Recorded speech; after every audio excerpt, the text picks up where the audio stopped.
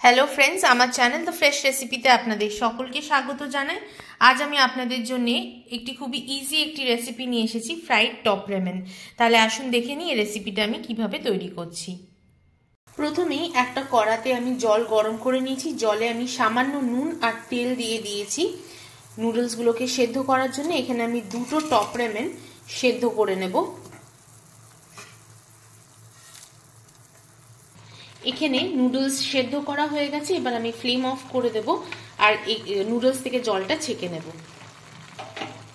এবার দেখুন কড়াতে আমি তেল গরম করে নিয়েছি। এখানে আমি সর্ষে তেল ব্যবহার করছি, চাইলে কিন্তু অবশ্যই আপনারা সাদা তেল ব্যবহার করতে পারেন।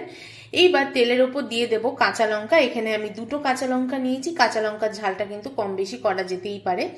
আর এখানে নিয়েছি একটা ছোট্ট সাইজের পেঁয়াজ। পেঁয়াজগুলি আমি এভাবে করে কুচি করে নিয়েছি। আর পেঁয়াজ পাতা নিয়েছি এখানে 1 টেবিল স্পুন পরিমাণ। তো সবকটাই দিয়ে দেবো তেলে। দিয়ে এবার এতে সামান্য নুন অ্যাড করব।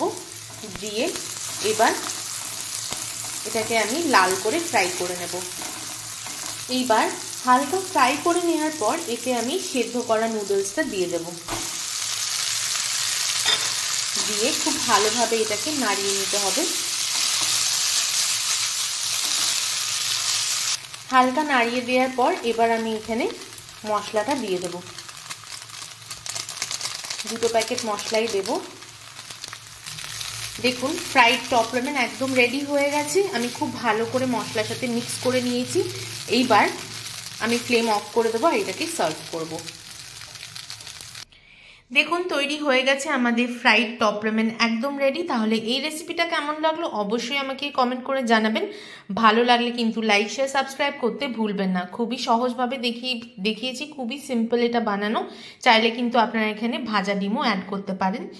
তাহলে আজ ভিডিওটা এখানেই শেষ করছি। আবার আসবো একটি নতুন রেসিপি নিয়ে। আপনারা খুব ভালো থাকবেন, সুস্থ থাকবেন। ধন্যবাদ।